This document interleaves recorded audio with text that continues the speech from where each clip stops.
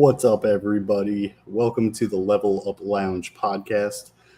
I am Matt, and along with me, I have Ian. How's it going? We are short one of our hosts on our first week, so we apologize for that. But Paul's out there living his life. We were supposed to start last week, and that's kind of my fault that didn't happen. So Paul would have been there last week, but he's enjoying himself and living his life this week. But before we get started, if you're not already subscribed to the new channel, please check out Level Up Lounge on YouTube. Make sure you subscribe to that new channel. That's where this podcast will be posted weekly. If you haven't yet liked the video, if you're live with us, we're taking comments live here, and you could chime in. If you're watching this pre-recorded, like tomorrow or something like that, leave us a comment. Let us know any thoughts or anything you got. And also, before we get started, I'd just like to let everybody know that this podcast is sponsored by Immortal Workshop. So if you're shopping for TCGs, you need binders for cards, check out immortalworkshop.com. He sells some of the games that we'll be talking about on this podcast regularly, including one that we are going to be talking about tonight. So, yeah, before we get into any of our topics that we have on the title, I do want to just kind of get our little gaming history in a way, because this is a podcast that we're going to be kind of talking about all things gaming, and that's not only TCGs. That's a lot of my content's probably going to be more video game related currently anyway.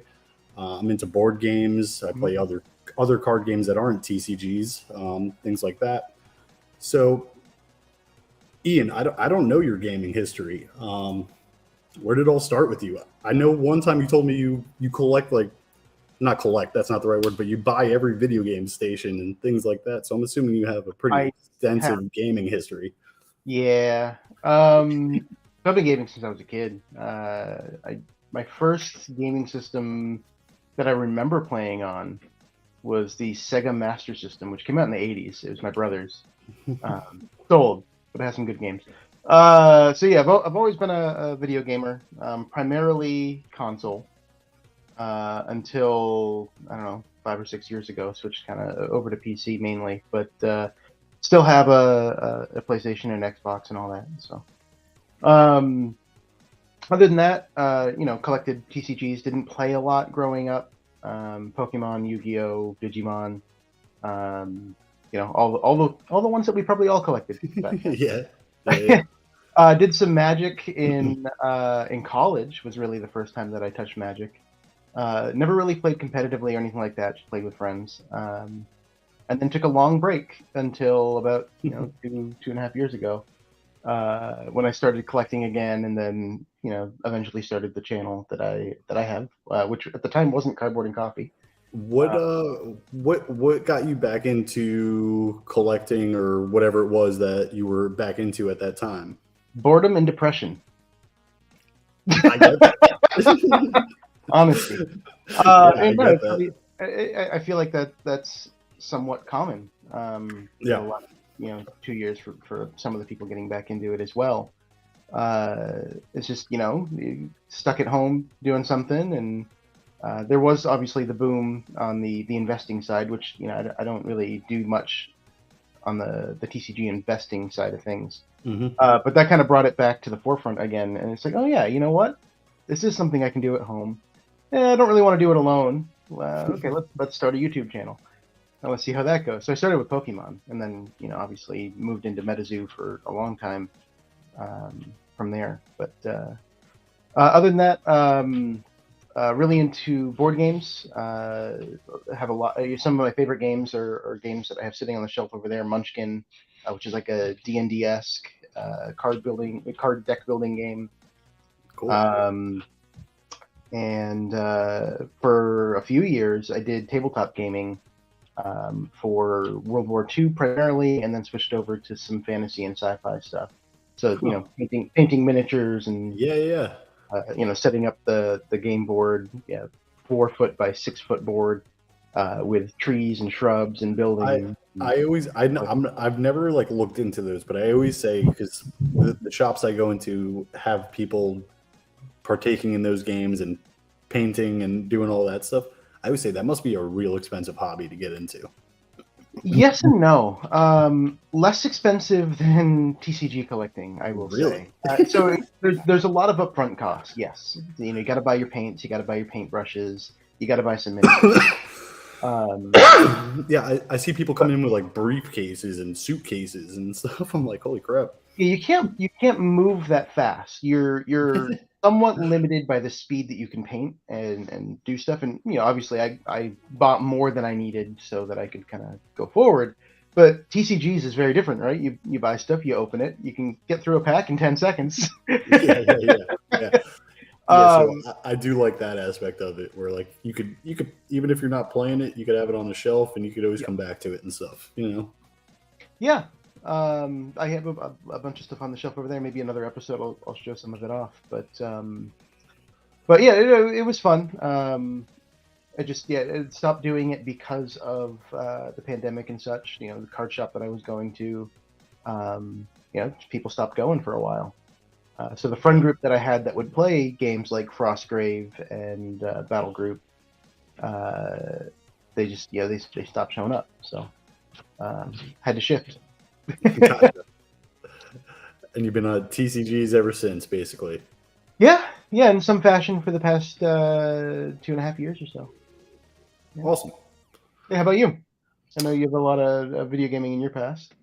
Yeah, so I kind of have a weird history with gaming, actually, because I've long histories of breaks, kind of like how you had a nice little break there. Mm-hmm. But my break was for everything. So I remember, as far back as I could remember, playing like Nintendo and Atari and stuff like that. I'm the youngest in my family for like my generation. So I had an older cousin who was like, when I was like 5, he was like 15, 16, something like that. And he's there playing like the original Doom game and like all those. And what ended up happening throughout my childhood was like every time a new system would come out, I would get his hand-me-down system. Mm-hmm. So PlayStation came out, I got his, you know, like his Dreamcast, or I don't even know anymore, like the time on the stuff, but his Super Nintendo, his Nintendo, his like all that stuff I had. So then his sister, who was older than he was, she was like 25, you know what I mean? She's now dating some dude out of college, working and stuff. They're getting serious. They live together. He's got a career now. He gives me all of his video game stuff. And that's now like I'm caught up to my older cousin. He's on the PlayStation 1. Now I got a PlayStation 1, like that type of thing. And then PS2 came out. I was obsessed with that. That was like, I was obsessed with it. But that was like the end of my video game career, because at that time I got into music heavily. I'm a drummer. I'm a musician. I write songs. How long have I known you? I didn't know you were a drummer. Yeah, I was actually in a band that had a record deal and everything, even toured a good part of the country playing music for a while. Wow. Yeah. But yeah, so I got into that, and then I was also into sports too. I was a baseball player. So I didn't really have time for video games between like a high school sport level and stuff like that, and touring with my band and things like that during summer and breaks and vacations and all that stuff that I had going on. And then right after high school, I kind of didn't go to college. It wasn't for me. I tried it, to put it that way. It wasn't for me. And I just started, working and had to be an adult and everything like that. And then as I grew my career and everything, and I got more comfortable, I finally had money I could spend on things. Yep. And actually, the last system I got before I stopped gaming is the Wii, when the Wii came out, now that I'm thinking of it. So that was after PlayStation 2. Roughly. I was working at GameStop when the Wii came out. So my first job. So how I got back into gaming was I was now in my apartment. I was living in Miami at the time, and I'm living with my roommate, and I visit my mom up here where I currently live in New Jersey. Mm-hmm. And I found my Wii. And I was like, yo, I got a TV of my own finally. I got a place of my own. I could just chill and do whatever I want. My mom can't tell me to not play video games late at night and stuff. I'm bringing my Wii back to Florida with me. And it just like evolved from there, where I got then the Switch when that came out. I got the PS4 then, and my friend got me into Call of Duty, and I was big into Call of Duty, like competitively and everything. Even and Warzone when that dropped, I was big into that. And now I only play my Switch, honestly. For some reason, I'm back to like liking Nintendo and like the more, I want to say, kid-friendly games type of thing, instead of like the realism, huge 1,000 gigabyte games and stuff. But going back a little bit, one day I was just in, honestly, it was like a Family Dollar, and I saw some packs of Pokemon cards. And it was during the pandemic and everything, where all this boom was happening. And I was just like, you know what, let me buy a couple of these packs. Like, it looks like fun. I haven't opened something like this since I was a kid. And that's what got me into the TCGs again. As a kid, I never played TCGs. Just like everybody, I just had Pokemon cards and everything else, and Yu-Gi-Oh cards, and I had it all, like you were saying. But like, I never got into the game. I only collected the cards I liked. I wanted all the shiny cards, that type of thing. And when I got home and I ripped those packs for the first time at 28 years old or whatever I was, I felt like a kid again. And I had some joy. Yep. And I was like, it was almost like I got like a high, you know what I mean? Now I'm still chasing that dragon, basically. But with that being said, I no longer buy Pokemon cards. I'm on to other things. I haven't bought Pokemon since I got into MetaZoo. And I've just evolved since then, basically. Yeah, I stopped buying Pokemon for MetaZoo, and then I think the one that's coming out this next week, Obsidian Flames, is the first time I started buying again. ETB, I want the Charmander, the grouchy Charmander in the window. I still follow it. I watch, so that's why I started the YouTube channel, was because I watched a lot of the Leonhardt videos. Yep. And I was like, maybe I could be the Leonhardt of MetaZoo. So I still like a lot of those people. Actually, have a good question from Wayward. Oh man. And I know your answer, I think. So I don't think you know it. I think you think you know it. I think I know it, but I could be wrong. I think you're wrong. So I feel like that's a loaded question, honestly, because I'm somebody who I jump back and forth kind of thing, and like I'll replay games over and over again. But right now, in the moment, I would have to say I'm very much into Splatoon 3 for like online multiplayer. I was wrong. But and you're gonna be wrong with this one too. For another like single player game, Pokemon Violet. No, that's what I was gonna say. That is what you were gonna say? Okay. Yeah. Okay. I very much enjoyed the newest main Pokemon entry, and we will get into that later in the episode.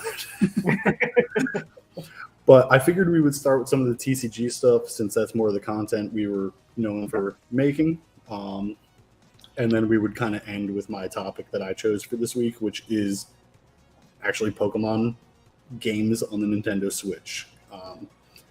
So, yeah, Ian, I'm very interested in your topic this week, which is Nom Nom Verse. Nom Nom Verse. The reason I'm very interested in your topic this week is because I've been purposely not following for the past like 2 weeks so that you could kind of blow my mind with some stuff. So, for those that don't know what Nom Nom Verse is, it's a upcoming TCG RPG, which I'll get into that in a second. That's developed by Victor Larson. You know Victor from MetaZoo. He was the art director for Cryptid Nation and Nightfall, and has many cards throughout the set.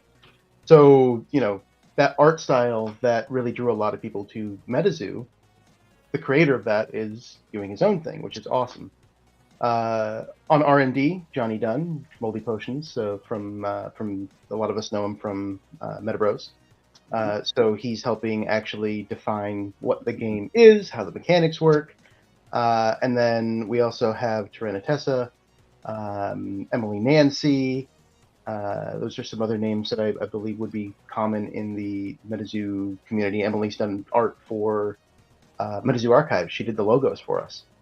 And Tessa, she used to make some content for MetaZoo as well. Yeah. At one time, she even reached out to do a giveaway on our Discord, and it just never happened. But she's really cool people.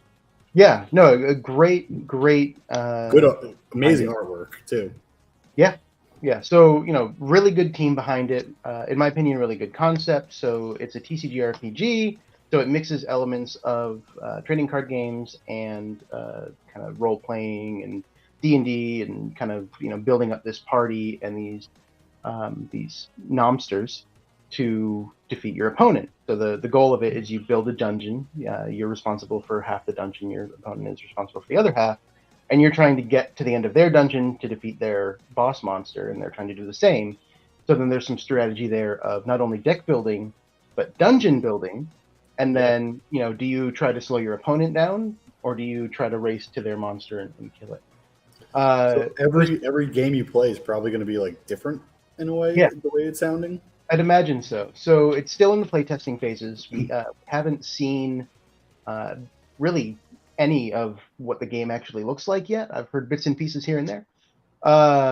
So a lot of it's still kind of up in the air there. They're still tweaking things. But within the next, hopefully, couple weeks, we start getting some ideas of what we could be seeing. So the important, exciting thing that happened about, it was a week and a half ago now, was they released their first sample packs. They're calling them proto packs.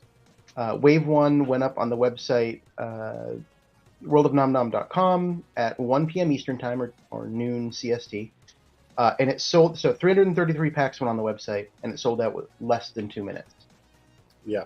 I was on the website, and I'm on the website on the computer, and I was on Discord on my phone, and people were like, "It sold out." I was like, "Damn, dude." Did you miss it? Yeah, I missed it. Oh no. All right, I got 3. I went into it with the idea of, kind of being used to the old days of MetaZoo where immediately. So I was like, okay, I'm going to be there right at launch. I'm going to make sure I get what I need, and I'm going to move on. I had a friend that was trying to get them too, and as it was selling out, he was trying to check out. Unfortunately, he didn't get them, but his brother did. So that was good. Damn. Yeah. So I first heard of Nom Nom about a year ago. Yeah, you heard about it before I did.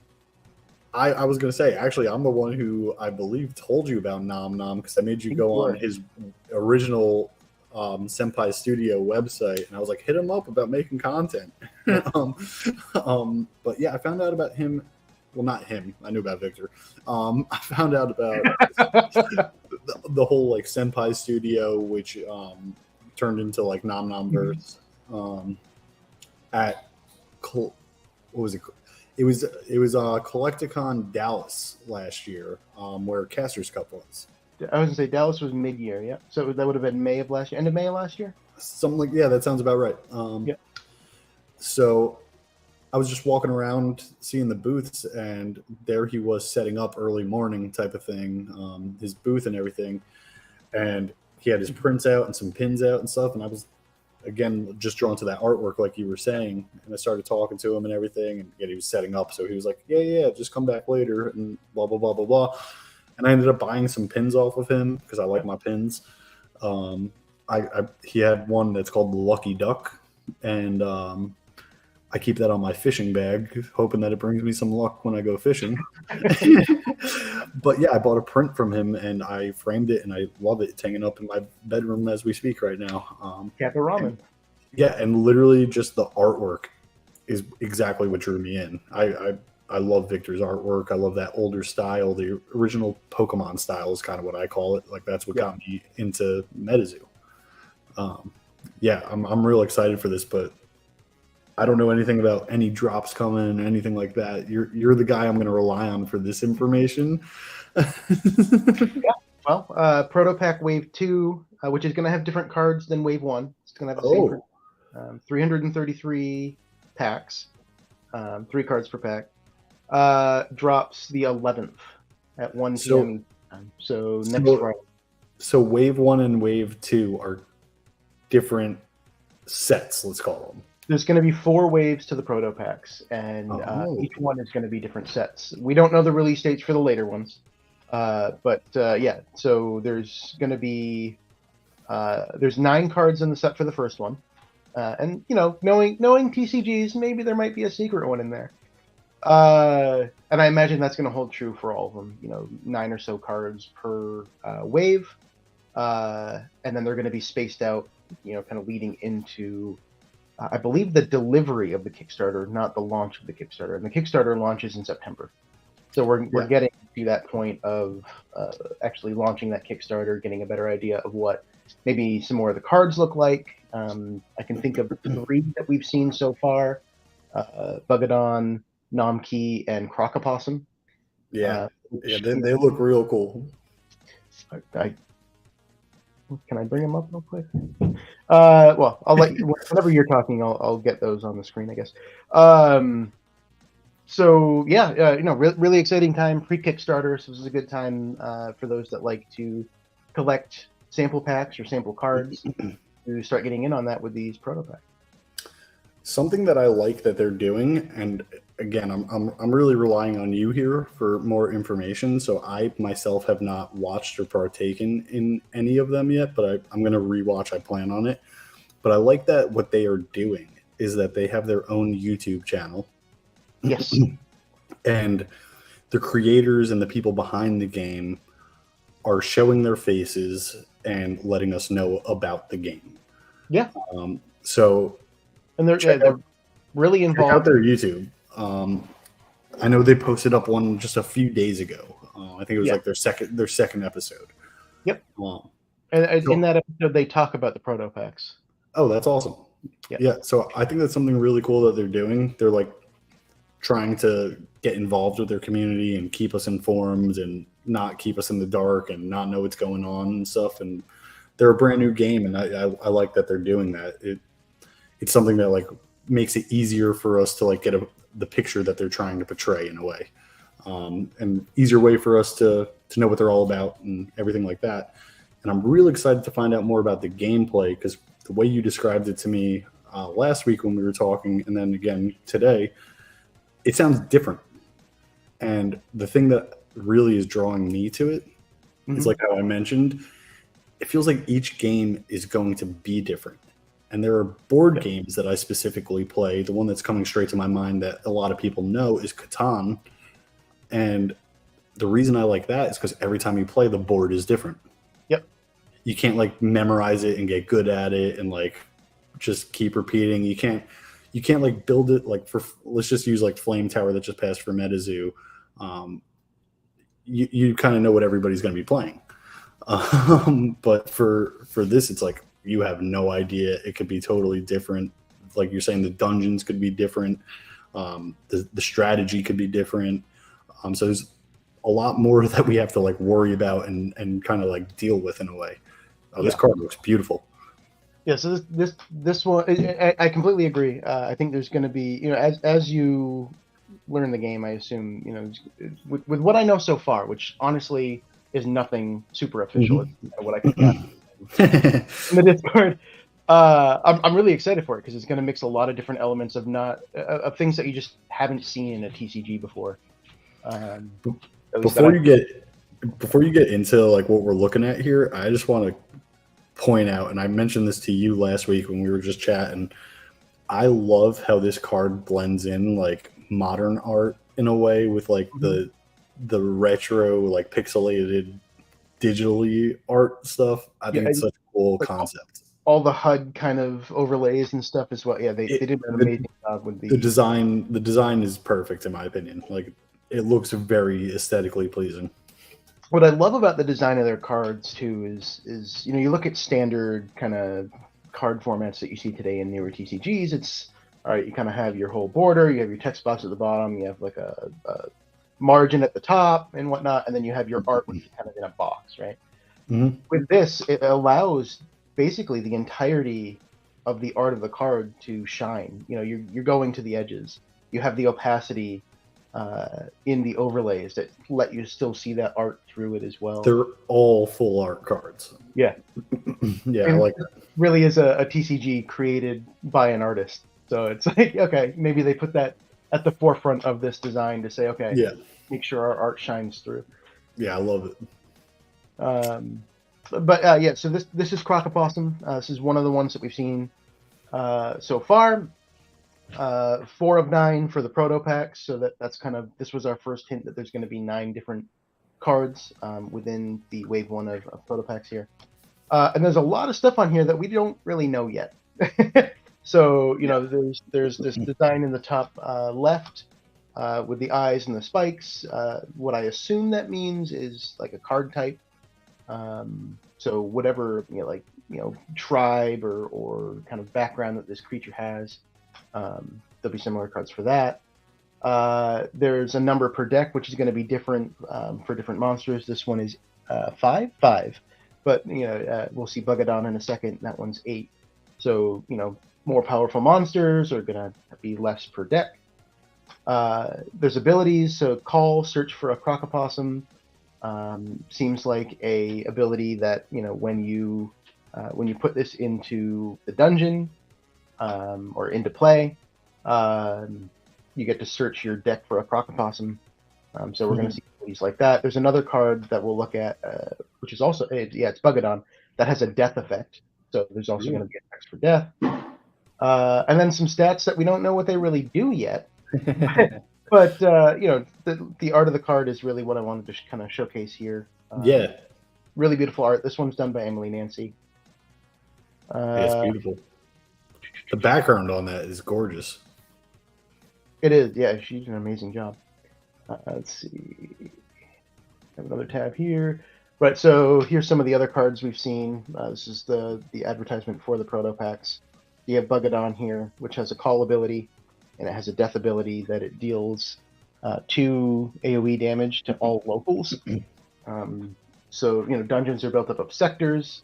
That ability would then deal 2 damage to all enemies in that sector. And then same for Namki, -1 movement to all enemies in the locale. So there's some cool abilities that you can do local to where these nomsters are as well. Yeah. And then my favorite one, which we haven't seen, I believe it's in Wave 2 from the teases they've shown, is Peanut. I don't know if you've seen Peanut yet. I have not. This guy looks awesome. He's like an electric dino kind of creature. some ooze on his club there. I don't know. There's something about this design that I love. So I can't. I like it too. He shocked himself out of that egg. He's ready to fight, man. But I'm real excited for this game, man. A lot of good stuff coming. I expect a lot of news in the next coming weeks as they get ready for that Kickstarter. And I don't think we have an exact launch date yet for it, but September. So yeah, keep an eye out. Yeah, I'm going to be purchasing. I can tell you that much. Hopefully, I get some of the Wave 2 packs also.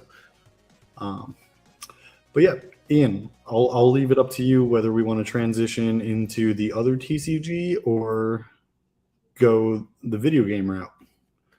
Yeah, I don't see any questions in the chat from anyone. So if anyone has any questions as we're talking, we will definitely get to those questions. Yeah. Definitely talk to us in the chat. Leave questions if you have any, and we'll talk to you. But no, I think that covers the main talking points for Nom Nom. The important things for people to know right now. Wave 2 is August 11th, 1 p.m. Eastern Time. Wave 1 sold out in 2 minutes with the same print run. So definitely be ready if you want to be. Set your alarm. Set your alarm. If you be ready if you want to participate. Treat it as a you have to be there at the time kind of event. I expect Wave 2 to go pretty much just as fast. So. Wayward is saying here in the chat that they mentioned they will have figures in the future. Yeah, there was talk of figures with some kind of utility in the future. There hasn't been talk of that since December. So, you know, it's one of those things that I'm not too sure. I did include it in my video, so I have a video out for anyone. Everything you Don't you need. have, you have 2 Nom Nom videos, right? I think just the one. Just the one? Shorts. Oh, maybe I watched it twice. But yeah, you know, they're also looking into plushies and you know, pins and all these other things as well. But I missed the last live they did, where they supposedly talked about plushies. But Ooh. I don't have info. I failed you. I failed you all. I'm used to yeah, it. they have a lot of cool stuff coming down. A lot of projects coming down besides just the cards. So a lot to keep an eye on. Yeah, good stuff. I'm excited for all of it. So, Ian, what are you thinking here? You want to talk about some Legions of Will? I'll leave it up to you. I was going to open some Legions while we talk, I guess. So we can either talk about the stuff that you want to talk about and do Legions last, or do Legions and I'll open stuff while we talk. Well, let's do some Legions. All right. Let me roll my sleeves. Switch my camera with you. Because my camera just keeps giving me issues every time I go to switch it over. And whatever this is. And this advertisement for Immortal Workshop. I was not prepared to turn on my camera. I don't know why I did that. So I don't want to risk my camera keep shutting off and all that stuff again, so I'm not going to open anything. I guess to see my message. But Ian, we should do another pack battle for the new set soon. Absolutely. So you've already opened some cards, right? You said you had a few packs. So the only thing I opened so far from Forgotten Tribes are the 3 decks, the pre-constructed decks. I don't know what the correct term for them are. Are they theme decks? These theme decks here. So yeah, I've opened them because honestly, I don't know enough about the gameplay yet. Mm-hmm. And to learn more about the gameplay, I use these types of decks until I feel more comfortable building my own deck.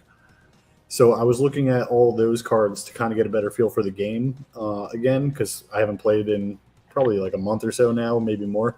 And I've decided already the one that I'm going to be playing to get my knowledge up more is going to be the Dwellers deck. Dwellers deck. I did that one in TTS, and it was challenging. If you look at the back of each one of the decks, it gives you a little description about them with like the star system, strength, difficulty, synergy. And what's funny is while I was looking at all the cards in, like I didn't look at the back of those decks until afterwards. I was looking at the cards in that Dwellers deck, and I was like, wow, all these cards work so well together. This almost feels like it would be a constructed deck because of how well everything works together. That's what made me decide to play that one. Okay. There are 2. So the way this game works, for anybody who doesn't know, is there are 3. You can see on Ian's placemat, he has one that's covered by the box, but there's 3 little spots, and that's where you put your bases. And it's basically like a tower defense game. You build off of your bases, and the way you win is by destroying the enemy, all 3 of their bases. There are 2 bases in that deck that work so well together, in my opinion. And again, I haven't even played it yet. This is just what I'm thinking. It basically, if both of them are active, they play on each other. And it says if one of the bases is active, right.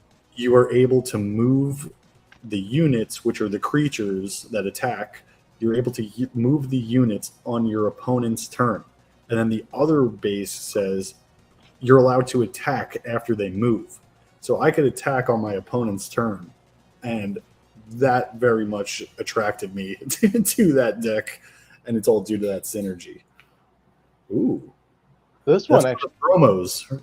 One of the promos. Except yeah. Not. So maybe it's just a different foiling on the promo? I have it over here somewhere. I have it right here, actually. Do you? I think so. Yeah. There's Bam. different promos for the different.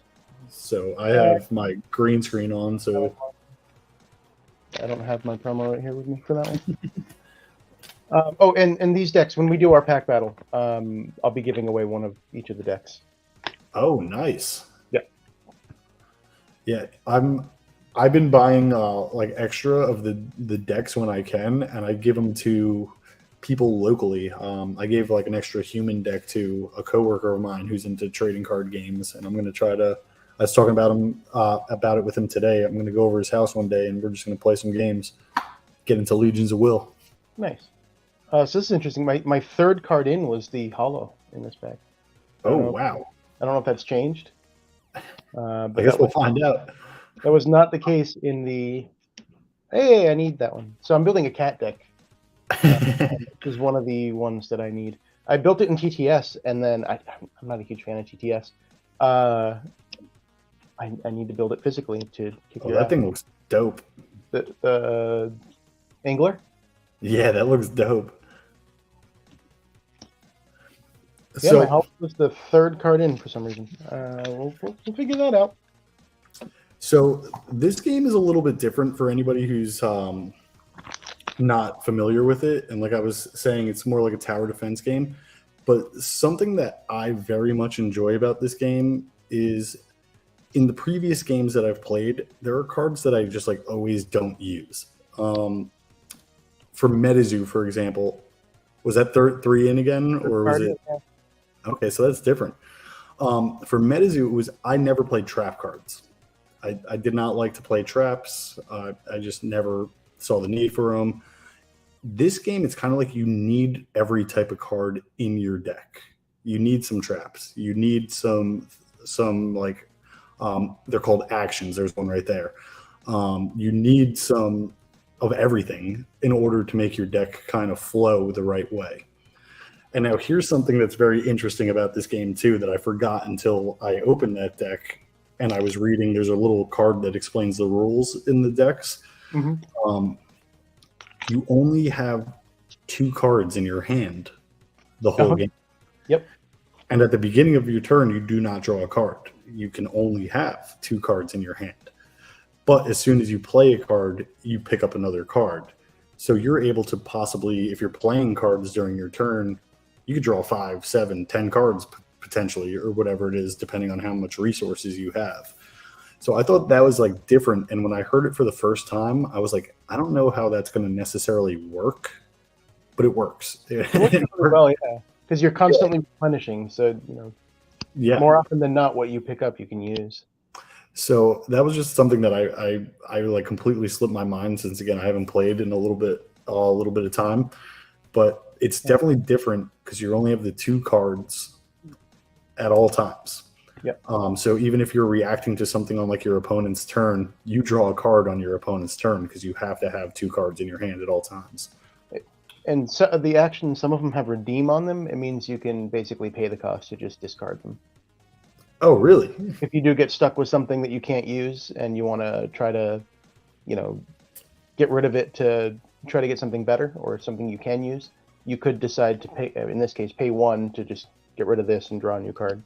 I honestly didn't even know that. That's very good to know. Yeah, actions that have the redeem ability. That's really cool. So you could like just have some burn cards in there essentially too. Yeah, stuff that could be useful. I think most actions have it. Just as a safety, but stuff that could be useful. That's cool. Oh, that's cool. Yeah, that's real cool. Really cool. Yeah. Oh, that's an action. I was thinking it was a unit. That's real cool, though. Unlimited power. Something else that's cool about this game is that the bases that you control are what tell you how many resources you gain each turn. So if you have all 3 of your bases active and flipped up in the game, you could potentially be making like 9 resources or something like that each turn, potentially even more. I don't know. And those resources do not go away if you do not use them. They roll over till your next turn. So to play the game, you kind of need a what is it? I don't know numbers. The 21-sided dice. What are they? 20. 21-sided dice. I don't know nothing about nothing, man. 21-sided dice. I don't know numbers. It's 12. 24? 12-sided. No, that's what you need to roll for the willpower, but for resources, 24-sided dice? I don't know shit. Oh, 20. Yeah, you can't go past 20. Oh, they're D20s? See, Yeah, they're D20s. I was never a Dungeon and Dragon player like you, my man. You disappoint me. I bought dice for the first time like a year ago. but yeah, you need a dice to keep counting your resources, because otherwise you're just going to be doing a lot of mental math and it's not going to be a fun game. But yeah, So, what you said is partially what drew me to Legions as well, is that you're not drawing your resources. Your bases are generating your resources, so it's huge. You never really have a dead turn. I mean, there's some bases that only generate like 2 resources. If you've ever played any game that uses resources that you need to draw, MetaZoo, Magic, even Pokemon. I've played Pokemon where I can't get the energies I need at times and stuff like that. It's a real pain in the ass, and everybody's gone through it, where you lose games and it's not necessarily because your deck stinks and you're a bad player, but you just weren't getting what you needed when you needed it. So in this, I very much like, that's cool artwork right there too. I like that one a lot. But it's very much like fair, even, more consistent, things like that, where you don't feel like you're just getting screwed by the game. Sometimes, you know, there's a lot of times where I've gone 0-2 in like a competitive format, and it's just because I wasn't drawing any resources. What is that guy? This is a Noteron Engineer. Something I didn't even notice or pay attention to. When you open that box, there's box toppers in these booster boxes? There is a box topper. Okay. And those are supposed to have, what, a legendary card in them? They have a secret rare in them. Secret rare in them. So box toppers always contain a foil secret rare. And usually there's at least 1 secret rare mixed into a pack in the box. How many cards are in this set? How many cards in the set? 255. So the sets are kind of large. Yeah. Well, but he's also not afraid to reprint some cards. So some of the cards I believe in this set are actually from Chaos Ascension as well. Oh, really? Okay.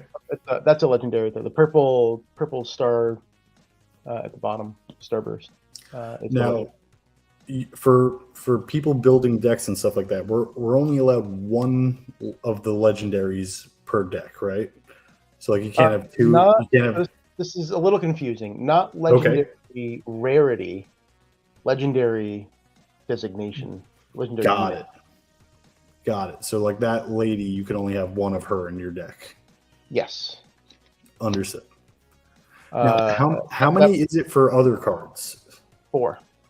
4. Okay, so that's consistent with how Pokemon was.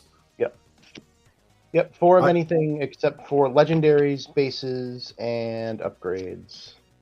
Are you allowed to have 2 of the same bases? No. Okay. So they all have to be individual, independent, separate bases. Yep. Unique bases, which is fine. I mean, there's so many bases and so many options. So this is one of the ones that's in the Dwellers deck that I was saying that I really enjoyed the synergy on this. As long as you control evanescent tunnels, units you control may attack after moving between bases. And the other one lets you move them between bases. So it's really nice. Oh, that's awesome. I think the owner of the game's wife did the artwork on that one, actually. That one's dope too. Emily DeVola, yeah. That's cool. I just want a foil rare. That's all I want. And I haven't hit one yet. You just want a foil rare, and you really want it to be a cat. I really want it to be. What's the rare cat in this one? I don't know if there is. I'm sure there is one. But so something you said about this reminded me about something about Nom Nom that's important. And that is that Nom Nom is also not a draw to get resources game. That is important. We don't have the full details yet, again, but there's some experience mechanic that you could see on the cards that I showed, actually. Is that a whale? Kind of whale. Hadal whale? The unit can block any number of units. That's dope. Yeah. So 11/7 is the willpower for him to attack Hadal Whale. You need to roll 11 or better on a d12. So he's really you're going to be using this for blocking. You're going to be using it for blocking, yeah. Because blocking is something else I very much enjoy about this game. Not to cut you off about your Nom Nom. No, it's good. I wanted to point that out, that it's also not a resource draw game. I love that if you roll to attack and you don't roll that number, because you have to roll and get Ian, just show us another, just where like the number is, just real quick on any card. I almost cut the card because you're like, hey, get done. Good. On the next unit, okay, so here, right. On that you would have to roll like a 7 yes. for it to attack. But if you roll a 5 and it cannot attack, you don't have to fatigue it. It will stay awake, and you are then able to block with it on your opponent's turn. I love that. I think that was a good aspect, because at first I was very much upset, being like, oh man, I can't attack now. And I went to fatigue it, and they were like, no, leave that awake. You can block with it still. And I was like, okay, so it still had a purpose, even though it didn't do what I wanted it to necessarily do this turn. Yeah. And I thought that was, you can almost use it as a strategy in a way too. It's like, I can attack, and if it doesn't work, I still got this, and this that I could do on my opponent's turn. And also in this game, every action has a reaction. So you could do a lot of movement on your opponent's turn. Is it equal and opposite? You could respond to everything. That's cool artwork. I always like the pinks in this game for some reason. And me too, actually. I realized why the Hollow is the third card in. Why? What's the rarity of the first card here? Oh, it's going up. Gotcha. So that's funny. Rare. Oh, Twilight Blossom. Oh, that's dope. So we talked about bases generating resource, and Twilight Blossom is one of my favorite cards. So that's the mat that I have here.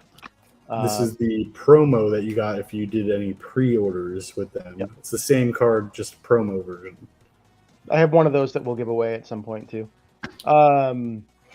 But you gain 3 resource for 0 cost. So basically, it's free resources that you can play at any time that you need them. So really great for a starting hand to start getting some advantage there. So if you don't have any bases active, how many resources do you gain, or do you not remember? If you don't have any bases active, you lose the game. Well, like you start with your bases down, though. You have to flip them up. So how many resources?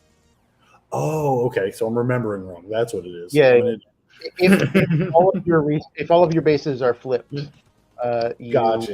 lose the game. But it's good point though.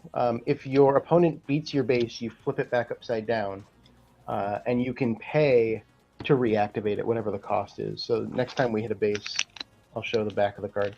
Because one of the interesting things with this, and when we first looked at it, it was like, well, how do you sleeve these? Because some of the cards, really just the bases, they have a mechanic on the back of the card that's important. Ooh, that one's awesome. It is pretty cool. It's abduction.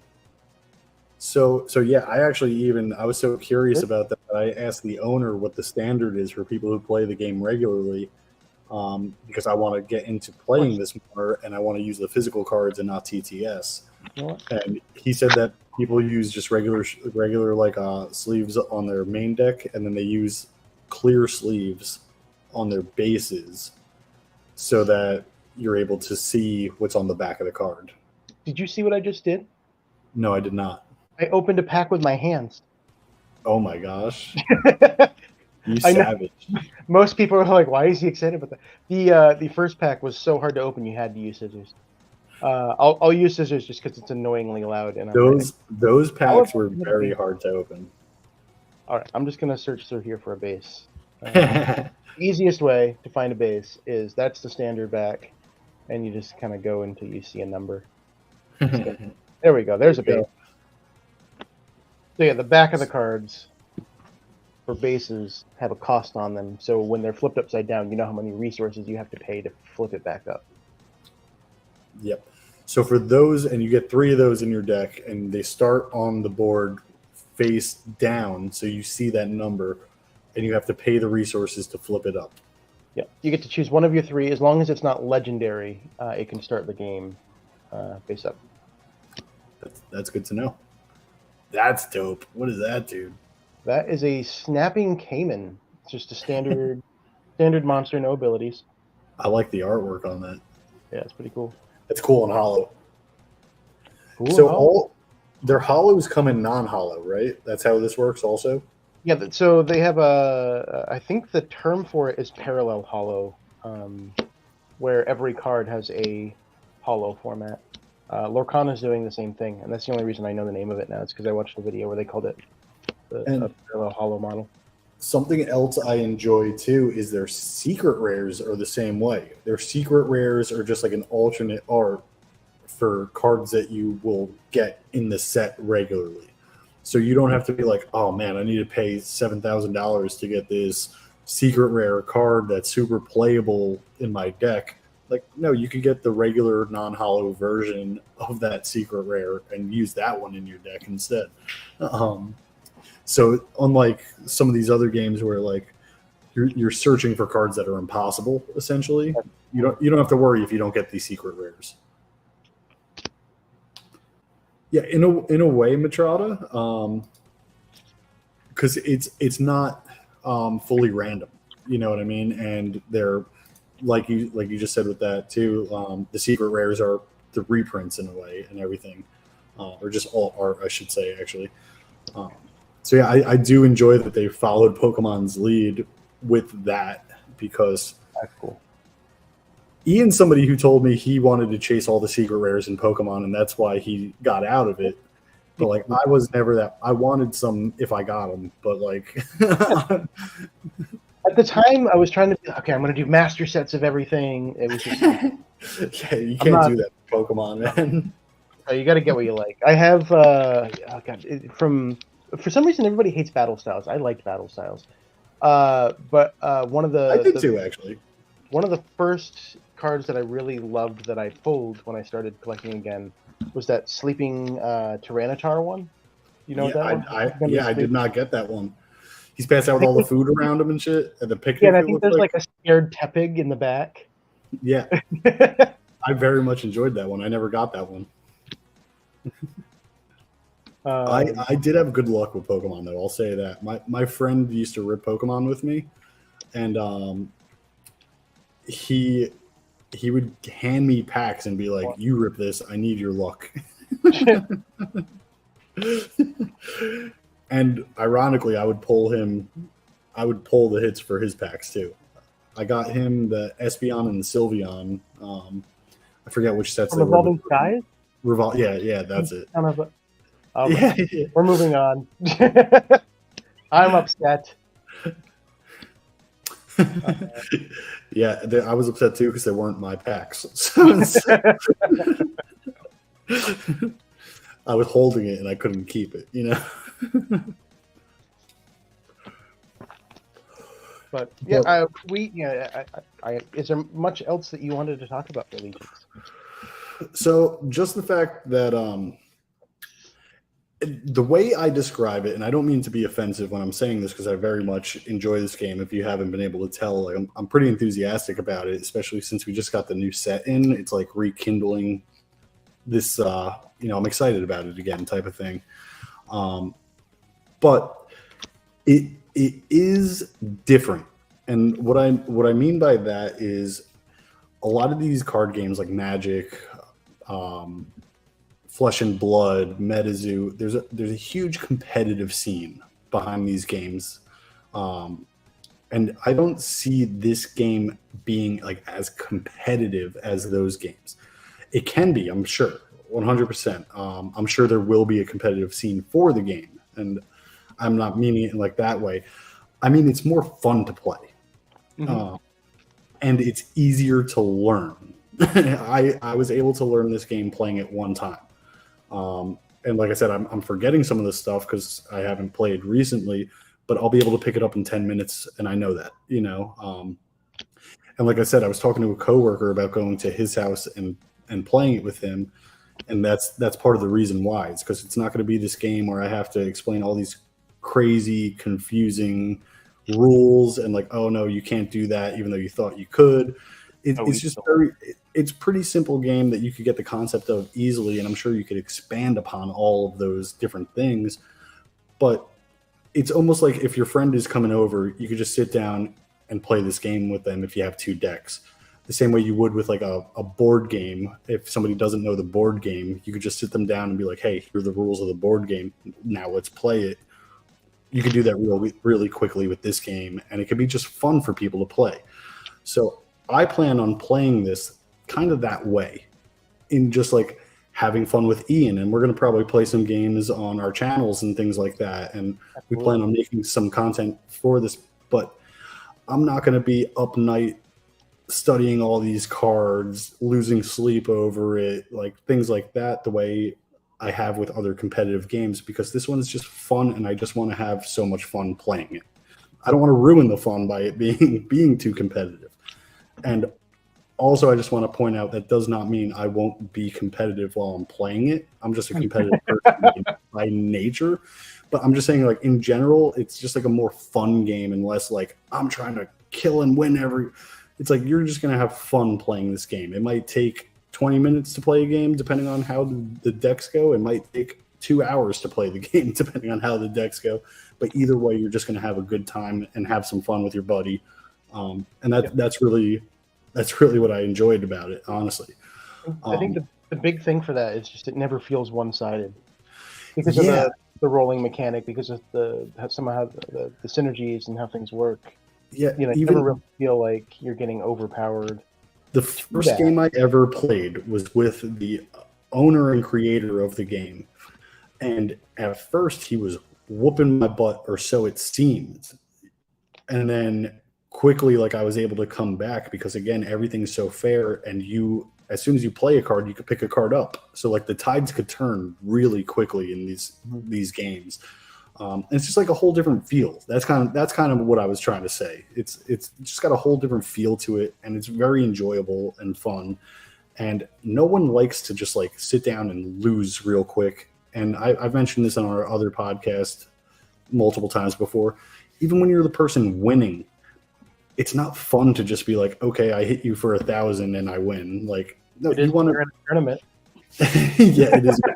You're right. Okay, but like, yeah, you're trying to get some gameplay in and have a little back and forth and have some fun, and just like, you don't want to just sit there and feel bad for the guy. You know what I mean? Yeah. Like, there's times where I was playing games where people were like, I felt bad for them, and then there's other times where I could tell they felt bad for me. You know, and it's just like, it's not fun for anybody. But this is very even. You know, you might not be able to get your hit with your monster creature because you have to roll a high number. But then again, you might be able to pick up a bunch of cards and use them on your next turn because you have 20 resources. So it's very much back and forth, and it's very enjoyable. And you don't kind of know what's happening until it happens, because you only have 2 cards in your hand. So you can't be like planning steps ahead at the same time. So yeah, it's just a very fun game. Very, very fun. And the last thing I did want to mention, which I've already mentioned, is that we do plan on making content for it. So follow our channels. If these cards look interesting to you, like that one does, that is dope. You know, just follow our channels if you aren't already, and we're going to be making more content about this game. And I'm excited to play some games, and I'm going to beat Ian's cats. I'm just going to say that right now. You're the worst. How many do I have left? I'm just going to rate through these. Did you get any secret rare yet? No, that's why I've been trying. I'm just like, okay, I'm just going to go until I hit one. So let's just race through these real quick.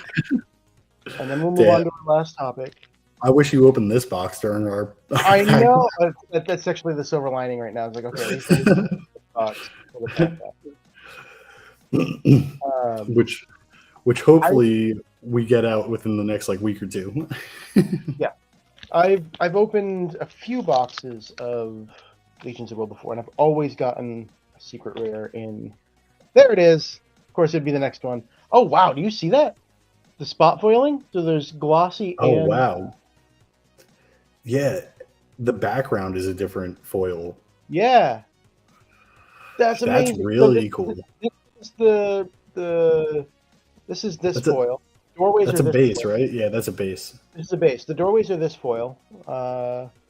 This is glossy, and then this is textured foil.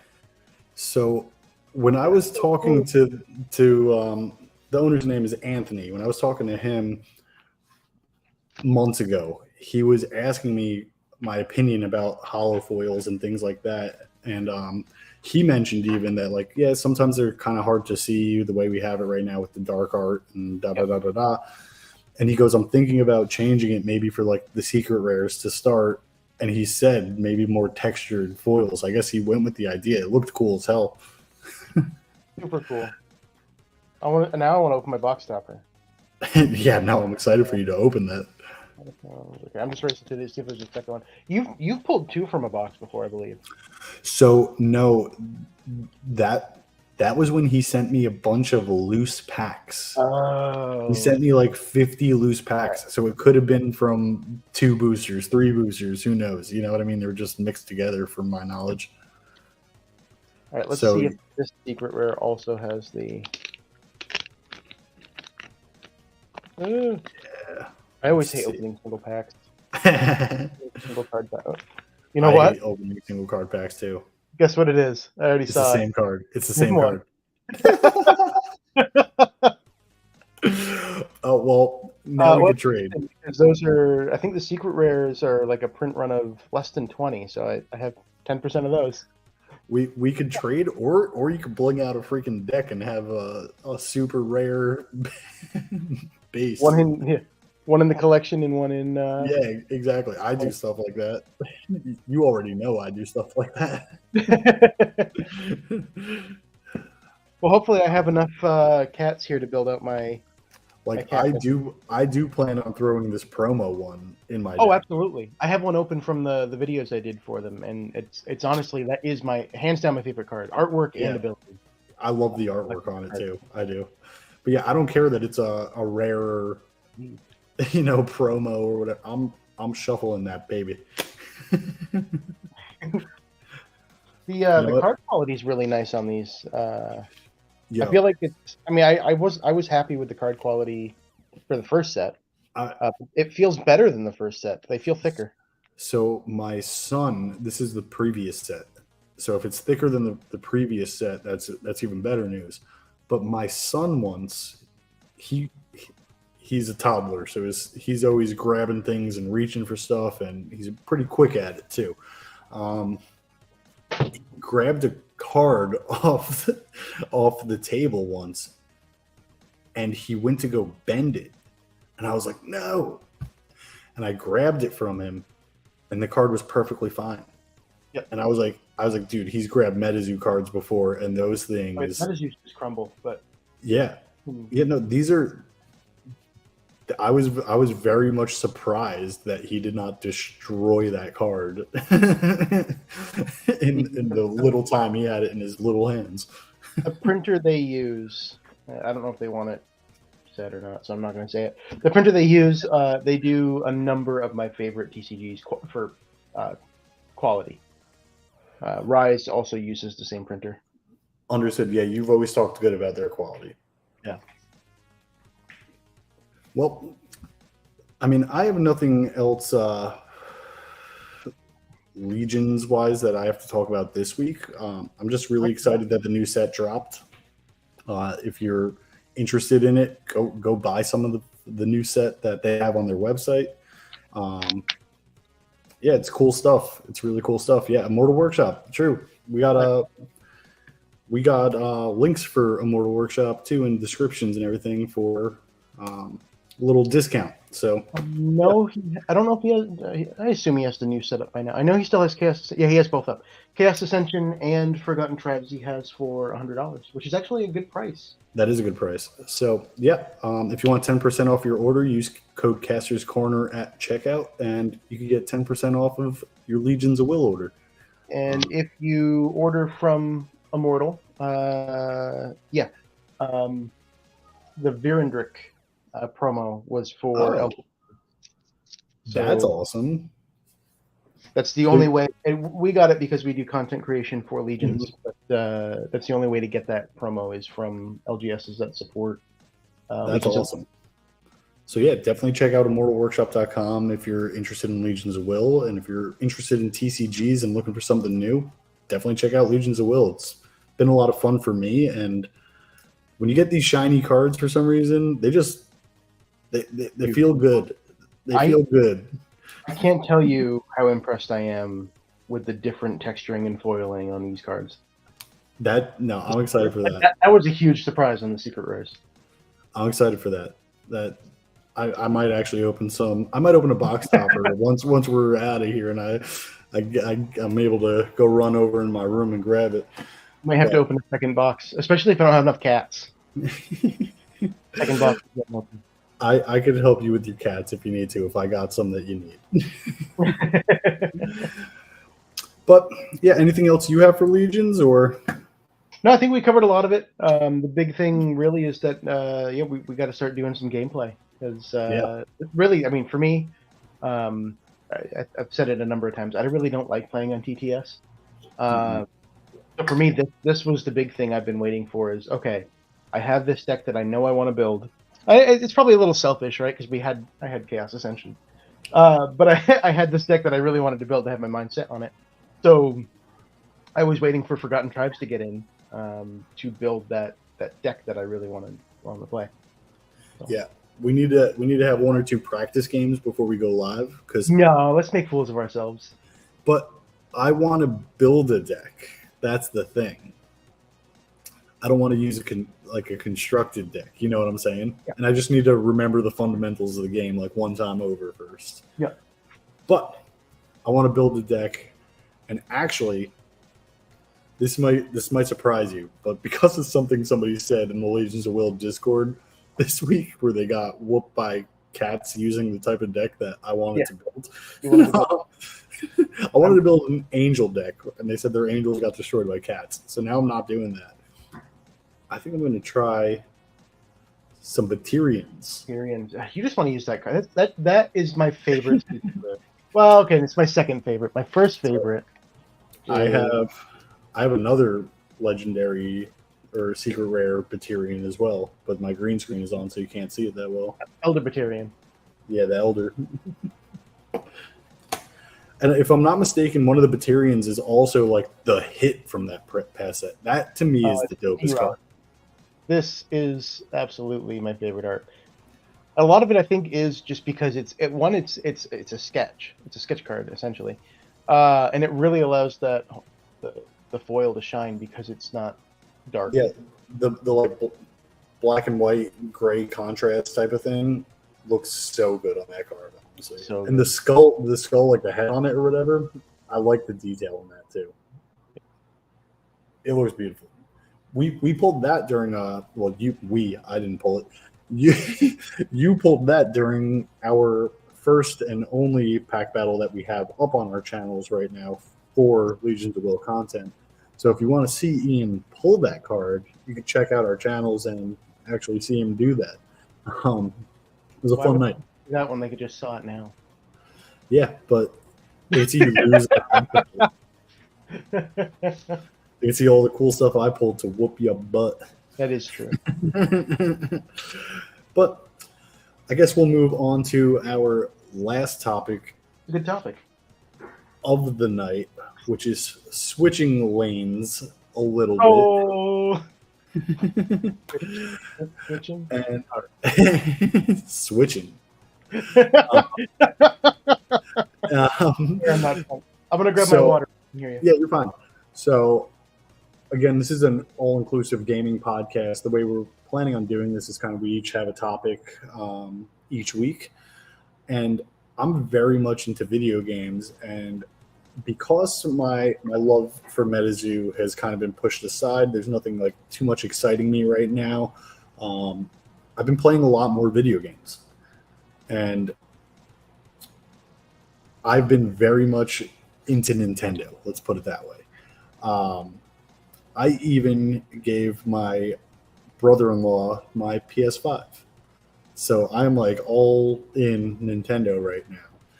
And the topic I chose for this week is kind of broad, and it's just Pokemon games on the Switch. Mhm. And it was one of the first games. All right, so here, let me give you a little timeline here. So I bought my Switch kind of when the Switch released, and I got games that were kind of out at that time. And I played it for a while. I got some of the new games that were coming out. I played Mario Odyssey, all that stuff. And I got tired of my Switch, and I was kind of getting swamped at work at that time. And I sold my Switch to a coworker who had a kid, and his kid wanted a Switch. Yep. About a year passes or so, and I very much regretted selling my Switch. And now this is right when the Switch lights dropped. Switch. And, Okay. So this is before OLED, but okay, yep. So the lights. Yep. And the first game I bought on my Switch Lite, which was me now getting back into Switch again, I bought Pokemon Shield. Okay. I went with my buddy who I ripped Pokemon cards with, actually, the same guy I was mentioning. I went with him to GameStop. He got a Pokemon game. He chose Sword, so I chose Shield. He got a Light, I got a Light, and we just played that together type of thing. And that was the first Pokemon game I've played since like Emerald Ruby era. Something like that. So that's a lot of years. A lot of years. That's a lot of years. Ruby Emerald. It would have been more than 10 years then, I think, right? Oh, way more, probably even like 13, something like that. Yeah. So, and since I got back into playing these Pokemon games, I keep hearing, and now I really like need to buy an old like 3DS, or I don't know what system it's on. Maybe DS, I don't know, maybe even Game Boy Advance. But everybody's talking about Hearts Gold and Soul Silver. Never played them. That was DS, yeah. And everyone I talk to says like that's their favorite one for some reason. It was great. I do. I still have it. I might still have it. If I still have it, I can send it down your way. But yeah, that was one of, well, there was Fire Red and Leaf Green, and those were amazing remakes. But Heart Gold and Soul Silver were huge because it was the first ones on the DS, on just a completely different format, right? Yeah. And that was when they came out with the Pokewalker. So it was the little. Okay, I've seen them. Yeah. Put your Pokemon in, and it would level up as you were walking around real. And I used it for so long, and then one day I lost it, fell off my boat, which is it's gonna happen. Yeah. But yeah, that was. I still remember that. I still think about the pedometer. So I'm playing Pokemon Shield, and I became like obsessed with it. Honestly, I was like playing. It's a Switch, so I love that it's portable. It's one of the reasons I love the Switch. I'd bring it into bed with me, and like my girl would fall asleep, and I'd be playing Pokemon at night, and like I became like obsessed with it in a way. And the one thing that I loved about Sword and Shield was that there was an open world area, but it still had the classic feel of like you got to follow this path and go this way and defeat these gym leaders and everything. And it gave me that nostalgic feel. And even it gave me so much of a nostalgic feel, and I loved it so much, and I was so obsessed with it that my girl for Christmas that year, when I was playing Shield, she bought me the Game Boy Color Pokemon that came with the yellow version. And she bought me, it's like a yellow and blue Game Boy with like Pikachu and a Pokeball and like Togepi and stuff on it. She bought me that and the game, the Pokemon Yellow, for Christmas that year. And to this day, it's probably one of the best gifts she's ever gotten me. But yeah, that started my whole Switch Pokemon journey. Yep. And since then, I've played the other main titles. I've never played any of the DX games. I want to get them and check them out. I've heard good things about them. DX games. Is that the Pokemon? So there's the one that's like it's like Tekken almost. It's like Pokemon Tournament DX or something like that, where there's not like a whole dex. I think there's like only like 35 Pokemon in there or something like that. And to me, the way it's described, it's almost like a Pokemon Stadium in a way. You're just like battling your way, trying to beat the game type of thing. But there's only a select few Pokemon that you could choose from. And then the other one is very different from what I've been told, and I don't know the name of it. Tormented got me. Look at that. Tekken.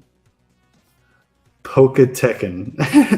It's like called like Poketekken Tournament DX or something like that. Yeah. Okay. The other DX game, and I don't know the name of this one either.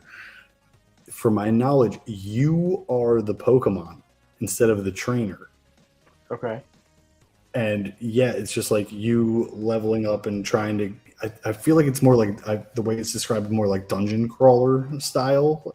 And you're a Pokemon, and you're just trying to like get through and rescue other Pokemon and help them out and like things like that. And you're fighting your way through and leveling up and stuff. But I haven't played those games yet. But I played after Sword and Shield. I played Arceus. And then Diamond and Pearl released. I did not play those because I was waiting for Arceus to come out, actually. Mm-hmm. So I skipped over that one because it was just a remake. I wasn't too interested at the time. I currently have it. It's going to be the next game I play. But then I played Arceus. And now this is where I feel like the discussion is really going to open up. It is. I'm excited. I'm currently replaying Arceus because I got something happened to my Switch, and like December, January, somewhere around there, I had to cash in my warranty and get a new one. And Pokemon games are the only games that do not transfer on Switch. So I honestly never finished Legends Arceus. Mm-hmm. I was at the end of the story, but like I never finished the story. Yep. So that's why I'm replaying it currently. But I'm in a lot of Pokemon groups on Facebook. I'm in a few Discords. I'm in some, just Nintendo in general groups and stuff. And every day, literally, no exaggeration, people are in these chats and they go, "Hey guys, I'm just getting a new Nintendo Switch for the first time. What Pokemon game do you recommend for me?" Arceus. 99% of the answers are Legends Arceus. It's so good. It's so good. That's what everybody says. And I'm kind of confused on why. Seriously, what? Okay, so you're replaying it again. You didn't beat the story. Let me ask you this: how did you feel about the pace of the story? Slow. Okay, did that bother you though? That's part of the reason why I'm not liking it, if I'm being honest with you. And it's got like a very slow background music that I'm guessing is supposed to just be like chill, and like people in the Switch community for some reason like to use the word cozy, like it's a cozy game, like that. It has like that kind of feel to it. That music pisses me off. All right, I felt the same way, that it was slow, until I really just kind of sat down and thought about it and went, okay, it's actually encouraging me to slow down a little bit and enjoy these regions, these zones, right? Don't try to race through the story because you're just gonna get, well, I wouldn't say bored, because it's a good story. At the end of the day, like if you're actually pacing it well, it's not a bad story, and it plays out well. And compared to a lot of the other Pokemon games, it has a very structured story. It's not just, okay, go around, beat these gym leaders. Oh, look, here's your rival. Oh, hey, well, and then we'll get into rivals later. But I felt like it put the story kind of at the forefront of the game, and because it was slow, that was the incentive to say, okay, I'm going to take a break from the story for a little bit, and I'm going to go catch stuff in this zone. I'm going to go explore this zone and find areas that I haven't found yet. At least that's how it worked for me. Because I was trying to race through the story, and I was like, wow, this story's actually pretty long. Real quick. I'm Caster MJ, yes. But since this isn't just a MetaZoo podcast, I'm just going by Matt on this podcast. But so that is all part of the reasons why I hate this Pokemon game.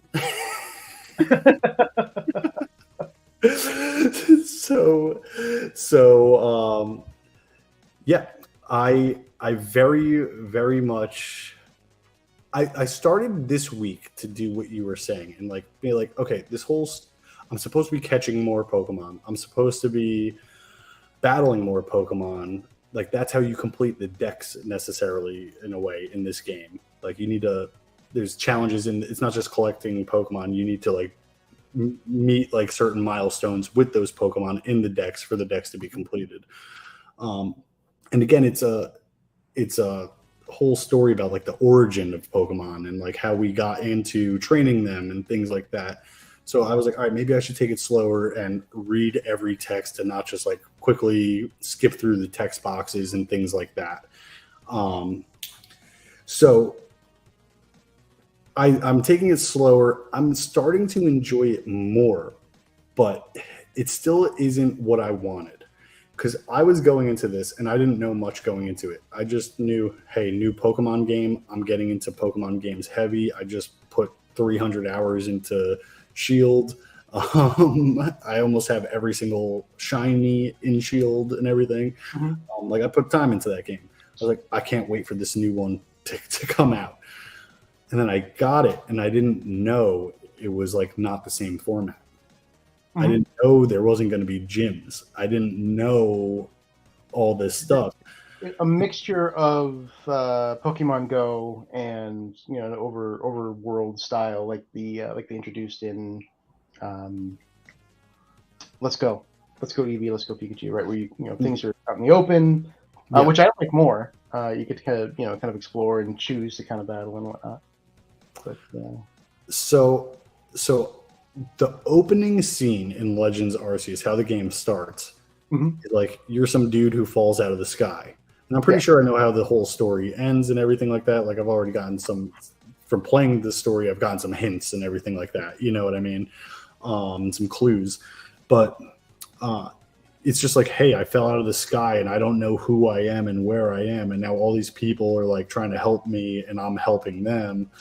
It was just very weird. It's like, no one has amnesia that bad. No one just falls out of the fucking sky. Like I was just like, what is this? Come on. The narrative. so just right off rip when I started it for the first time, and I got it when it launched and released a year and a half ago or whatever that is now, maybe even 2 years ago, I think. But I was just kind of disappointed. The only thing I liked was the open world concept and how I could go around and catch the Pokemon and stuff. Now, then the new games dropped this year. Scarlet and Violet. Well, last year, but within the last year. Yeah, within the last year. Correct. Yeah, it was like November or October or something like that. You're right. And I actually held off buying those because I was still playing through Arceus. But then when I had to do my whole trade in my Switch and everything like that, I was like, well, I got to restart Arceus anyway. Just let me get this new game. I'll restart Arceus later. I already almost beat the whole thing. I'm pissed off that I got to restart it now. So I started Violet. Purple is my favorite color, hence the background and everything. And so I went with the Violet one. I was excited there was finally a purple Pokemon game. And that was the game I feel like I've been waiting for.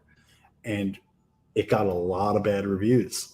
Yeah, I felt like I got through it for the sake of getting through it because I've done all the others, to be honest. So I feel like it wasn't my favorite. And it's actually the first game where I didn't complete the Pokedex.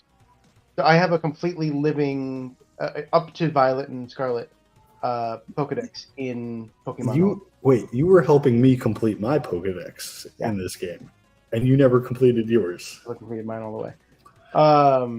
And I was, as far as Pokemon Home's concerned, I was trying to get a living deck. So I'll probably go back and do that, but I didn't really enjoy the game that much. So, Matrata, I would say yes, just simple answer. I know you're into Pokemon and you like these things and you play games and stuff. Um, although I'm throwing some heat on Arceus, I'm enjoying it much more this playthrough than I did my first playthrough. And part of it has to do with, like Ian said, I'm taking it a little bit slower and I'm approaching it a little bit differently now, knowing what I know. Um, but still, it's not hitting the spot in my heart that like everybody else is like, I recommend playing this. I would, my person, and again, it's just opinion, is I would recommend somebody play, if they want more of the classic feel. The Sword and Shield game was amazing to me, but Let's Go, those Let's Go games are like almost remakes of the original. So like I would honestly recommend like that if you're looking for more of the classic feel. And if you want something newer, my opinion is Violet or Scarlet, because to me it hit so many different marks and was so different, but you're still a trainer battling gyms, and it has like that classic feel in that sense. You know what I mean? And for me, it hit a lot of boxes. The best if they're an older Pokemon gamer and they're looking for a modern take on the older style, the Diamond and Pearl remakes are the best ones. Really? Right now. Yeah, you said you hadn't played them yet, but that was part of the criticism. Link's Awakening, when they redid, not Link's Awakening, sorry, Link to the Past, when they redid Link to the Past, do you remember that style that they did for the art? Oh, it is Link's Awakening, the chibi style. Yeah, the like bubbly one. Yeah, perfect. Basically, that's what they did with Diamond and Pearl. They just kind of gave it that skin, but it's the same game. Yeah. So what's funny is, and I'm actually excited to play it, honestly, because I've never played the original Diamond and Pearl. They're some of my favorites. Yeah, you told me that. So I'm actually really excited to play it. But they are voted, and if you go to like Metacritics or one of those like gaming rating websites, it's voted the worst Pokemon game out of all of them. The original Diamond and Pearl or the new Diamond and Pearl? The new Diamond and Pearls, yeah. Yeah. And I think a lot of that was because people were expecting some new enhanced features to the game and such, and it was essentially a modern reskin. Which I'm okay with, being that like especially given the original. You're not going into it with, the background of already experiencing that story. Yeah. You're going into it as something fresh. I think it's going to be good. The only critique I had, so Scarlet and Violet have a lot of so this is the way I'm going to describe it. This is what I think happened, Pokemon timeline wise. So Pokemon, unlike other games, have timelines that they have to abide by, no matter what. Because if they hold up their game, they have to hold up the cards, and then they have to hold up the TV show, and then they have to. It's a whole thing. They got plushies ready. They got this ready. They got that. They do a lot of things. They can't push back their game. They announced a release date months in advance, and they are sticking to that no matter what because they can't push everything else back. So, in my opinion, what happened was they were working on their passion project, Legends Arceus. That came out, and they were like, "Oh shit, we have 7 months to release our next main title, which is Scarlet and Violet," and they did not put a lot of love and care into some of the things that they should have as game developers. Was it the same development company making both? So I honestly don't know. They're both Game Freak games. I can tell you that. They're all, to my knowledge, there's only one game that's not a Game Freak Pokemon game. And I believe it was the Diamond and Pearl remakes, actually. So I think every other game is a Game Freak game. So they probably have similar, if not all the same people like working on it type of thing. But it seems like they rushed it because the graphics aren't as good as Legends Arceus. So like they're lacking a little bit there. And then there's like a lot of glitchy things that happen as well. And I didn't notice most of them in handheld mode. There are some big ones that you're going to notice no matter what. Like if you hold down the R trigger, that's a way to like scope and zoom in type of thing. If you do that and you're close to a wall, it doesn't block the wall. You can just see right through the wall. if you're standing like close to like a mountain, you can just see through the cliff, and you can see like there's nothing coded behind there, so it's just like a hollow blank. You know what I mean? So like simple things like that. And what's even funnier is, and like I watch a lot of these Nintendo YouTubers, and they point out, even like if you do it in some of the stores, like if you go up to the stores, you can't walk in a lot of these storefronts in this game. But if you walk up to the storefronts and you do that, and you can look inside the store, some of them have like plants, some of them have like shelves, and some of them have like lights and things like that, where it's like they probably wanted us to go into those stores, but they didn't have the time to like release that, so they stopped coding it or something like that. So you can see like a lot of those things. But once I put it onto my TV screen, oh my gosh. Glitchy. Oh yeah. Oh my! You try to like, if you have your riding Pokemon, they call it the Pokemon that lets you fly, swim, Yep. and you can upgrade it as the game goes. If you have it where it could fly, when I was flying on my TV, sometimes I would disappear completely, or no, the Pokemon would disappear completely, and I would just be floating in the air, you know, going across the map. So there were a lot of like those issues. As far as like story goes, I thought the story was incredible, and I'm just gonna come out and say it. I think it's my favorite Pokemon game I've played since the original. I recall liking the story. There's just something about, I don't know. There was something about the gameplay that just didn't, and maybe it was because of Arceus and how much I liked Arceus. And it just didn't touch me as much as it usually does. I'm a simpleton. Let's put it that way. I'm very basic. I like to just like go through the minimum. I'm somebody who usually in a lot of games, I'll get through the story, but not 100% it. You know, things like that. Wait, you got through the story for this one though, right? Oh, I did like everything in this one. Okay. The twist at the end of the story, like, I actually didn't expect. That was great. So this is the first Pokemon game where I dove into what are EVs, what are IVs, how do those work, how do I breed Pokemon, how do I use mints, how do I... So this Pokemon game I have put over 350 hours in, and it is on this current Switch. I have my most played game hour-wise, and I still play it weekly. So how much time have you spent breeding?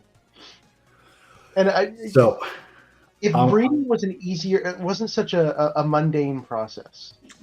You know, you put them in the hatchery, and then you ride your bike for a little bit, and then you go pick up your eggs, and then you ride around until they hatch. It wouldn't be so bad, but the time spent trying, is there a trick to getting what you're looking for with the IVs and EVs that doesn't take so long in terms of breeding? So yes and no. So Machada.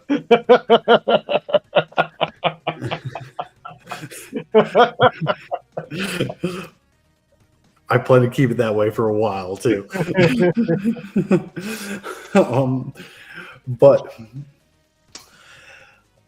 so there are ways. So the number one way is you finish your Pokedex and you get like a shiny stone, and that will increase your chances drastically for not only catching like and finding shiny Pokemon in the wild, but if you're trying to breed a shiny Pokemon, it goes from something like 1 out of I honestly am forgetting the numbers, but it's like 1 out of like, let's say 900 normally if you're breeding.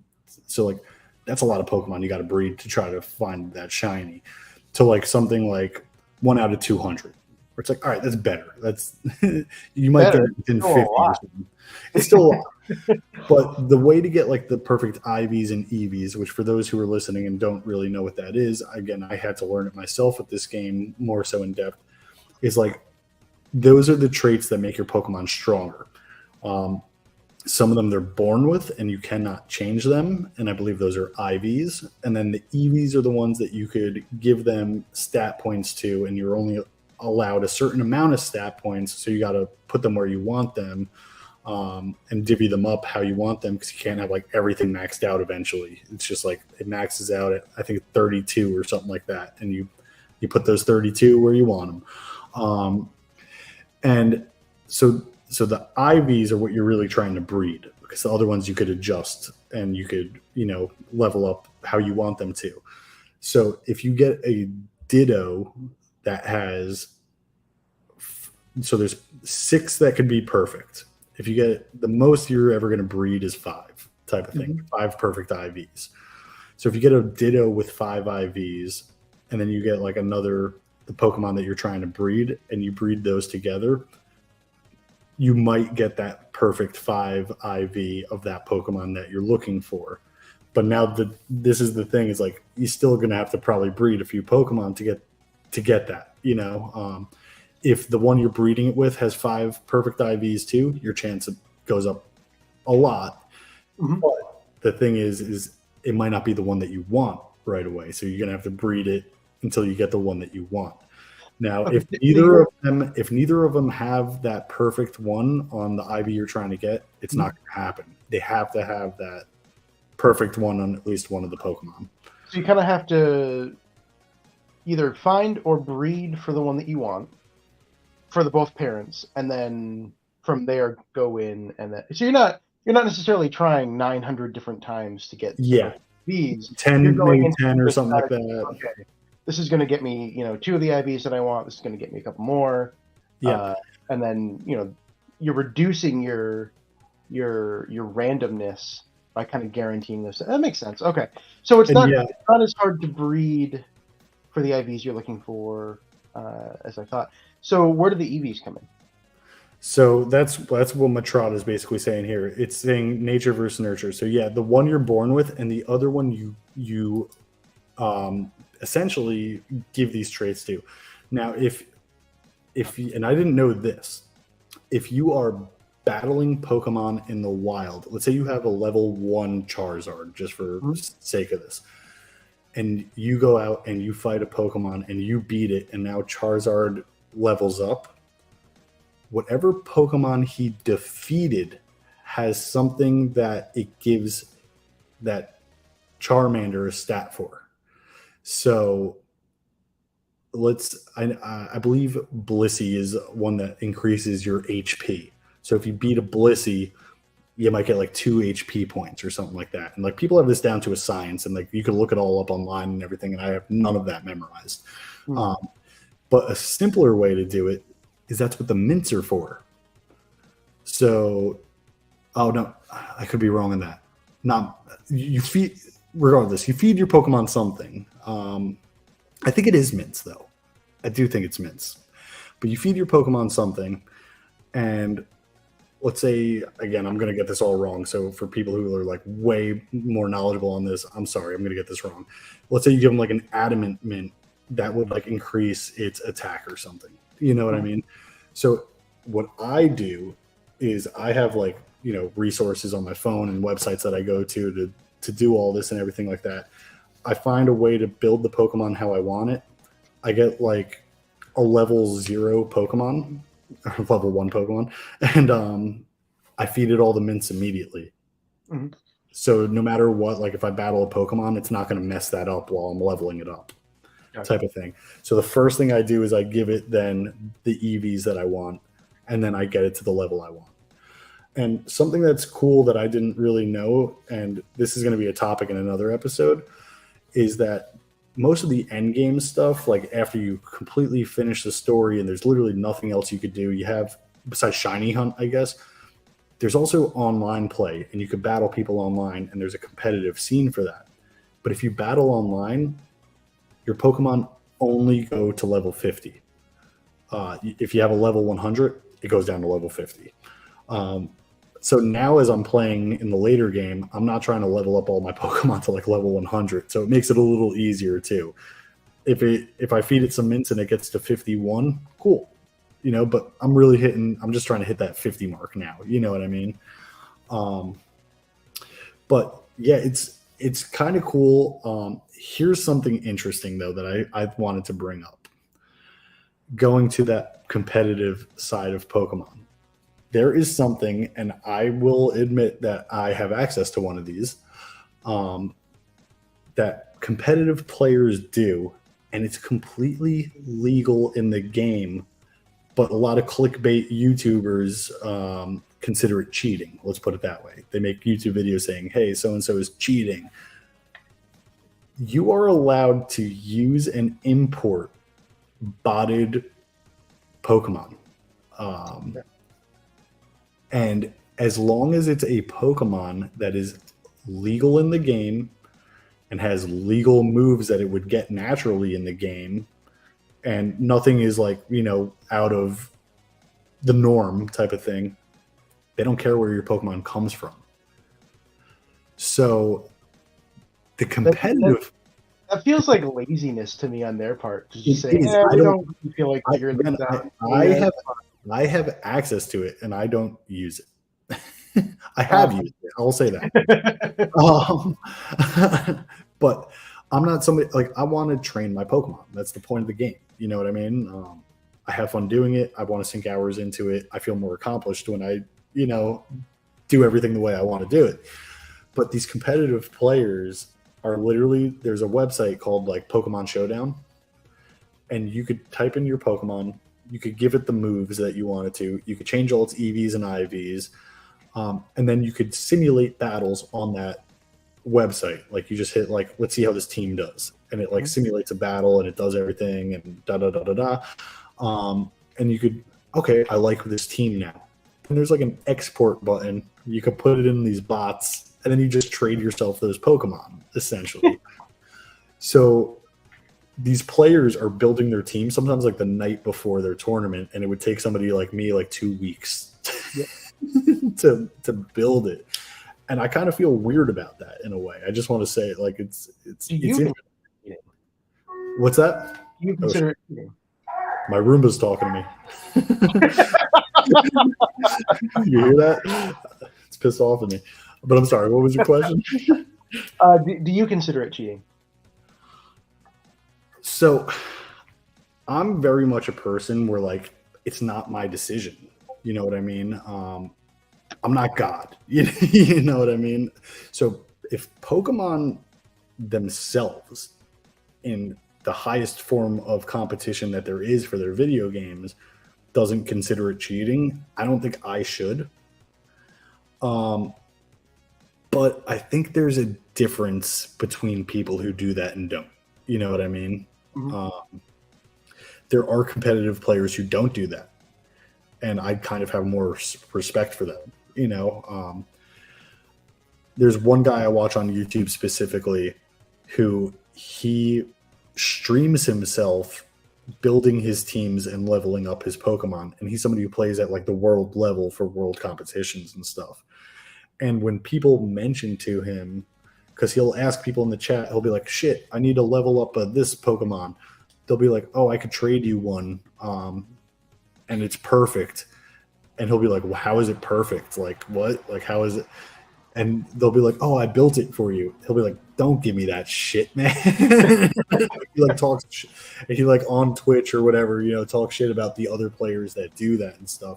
And I honestly, like I said, I have more respect for him because he's showing us how he does his whole process. And, he's grinding. Like it takes, like I said, it would probably take me like 2 weeks to build a whole team perfectly. And yeah, I think it's very weird, but I used it a number of times to teach myself the competitive side of Pokemon. Mm-hmm.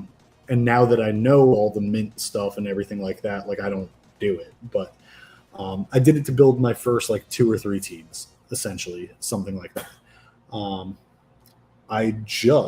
again, we're going to talk about VGC more probably next week, honestly, which is the competitive online Pokemon.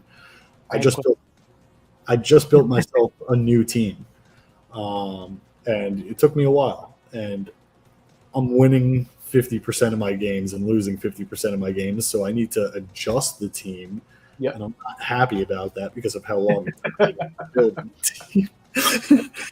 I don't know. I feel like it feels more accomplished to do well with a team that you've built like that. Yeah, no, that's exactly it. And like, I'm not somebody who's trying to win world competitions or anything. I'm trying to have fun. You know what I mean? Like, I just want to kill some time, relieve some stress after work, zone the hell out, and it gives me like, again, like I beat the game already. Like, what else is there to do? It gives me like tasks like, oh crap, I need to level up this, I need to do that, I need to, um, and that is the reason why I have 350 plus hours in this game. But yeah, my main topic was honestly, really, I wanted to talk about how I don't like Legends of Arceus as much as everybody else seems to have. And I very, very, very much enjoy every other main title that the Switch has for Pokemon. I will say, to your point, if somebody's going into a forum and saying, hey, I've been out of Pokemon for a while, what should I play? It's not something that you, I think, would normally off that style isn't something you'd be like, oh, you liked Pokemon, 10 years ago? Do Arceus. Right? Yeah. 100%. And for anybody who's watching, I would recommend one of the Let's Go games for that. Ian would recommend Diamond and Pearl for that. So no. You just said that before. You said for the nostalgic feel, you would do the Diamond and Pearl. It's the most similar to the older games, but I would recommend Sword and Shield over Violet and Pearl for newer generation. So I just received in the mail today my new copy of Sword and Shield because I plan on replaying that one as well because I sold it. And this is the funny thing.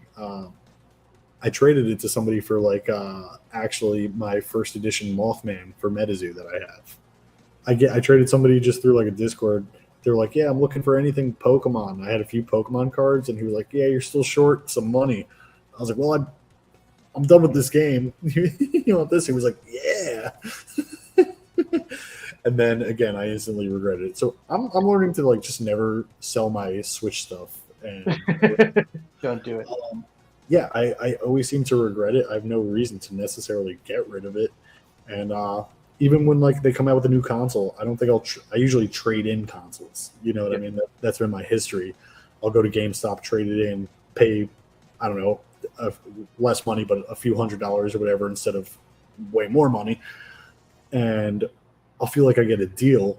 But now, like, I regret that I don't have those old systems and stuff like that. And I don't want to regret that with the Switch. So I'm not going to get rid of any of my games or systems anymore. But yeah, Pokemon, man, I'm really into it. I'm going to keep playing it. And I'm excited to start. I got Brilliant Diamond, so I'm excited to start that after I beat Arceus. And I'd be lying if I said I'm not excited to finish Arceus as well, though. Even though it's not my favorite title on the Switch.